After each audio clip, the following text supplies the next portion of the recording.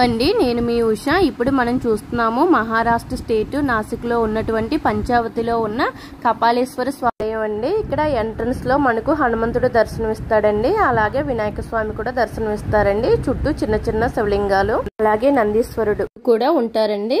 కానీ main temple కి వెళ్ళేసరికి ఇక్కడ నందీశ్వరుడు ఉండరండి, ఓన్లీ పరమశివుడు మాత్రమే దర్శనమిస్తారండి.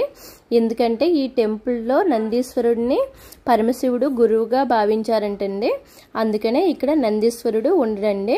అసలు నందిని పరమేశ్వరుడు ఎందుకు గురువుగా భావించాడో ఇప్పుడు తెలుసుకుందామండి. అప్పుడు బ్రహ్మదేవుడికి 5 తలలు ఉండేవంటండి. 5 తలలు ఉన్నాయని బ్రహ్మదేవుడి గారికి అహంకారం పెరిగిపోయి అస్తమానును విష్ణువుని దూషిస్తూ వారంట. అలా దూషిస్తూ ఉంటే అది పరమశివుడికి నచ్చక ఆయన చేతుల్లో ఉన్నటువంటి చక్రాన్ని తీసి బ్రహ్మదేవుడి యొక్క 5వ శిరస్సుని ఖండించారంటండి. అప్పటి నుండి పరమశివుడికి బ్రహ్మహత్య పాపం అంటుకుందంట. అన్ని తొలగించుకోవడానికి ఉత్తరం వైపు నుండి దక్షిణం వైపు వరకు ఎన్ని తీర్థయాత్రలు ఉన్నాయో అన్ని తీర్థయాత్రలు చేశారంటండి. కానీ ఆయనకు అంటిన బ్రహ్మహత్య దోషం పోలేదంట. అలాగా వస్తూ ఉంటే గోవర్ధనపురి అనే ఒక గ్రామంలో ఒక ఆవు దూడ మాట్లాడుకుంటున్నాయంటండి. అలా ఏమనగా అంటే నాసిక్లోని వెలిసినటువంటి గోదావరి మాత రామగుండు అనే పిలువబడుతుంది. ఆ రామగుండు తీరానికి వెళ్లి స్నానం చేసుకుంటే ఎటువంటి దోషాలైనా పోతాయని మాట్లాడుకుంటుంటే అది పరమశివుడు విని ఆయన కూడా నాసిక్కు వచ్చి రామగుండులో స్నానం చేశారంటండి. అప్పుడు పరమశివుడికి అంటిన బ్రహ్మహత్య దోషం పోయిందంట. అలాగే అప్పటి నుండి రామగుండు తీరం ఒడ్డున కపాలేశ్వర స్వామిగా వెలిసారండి.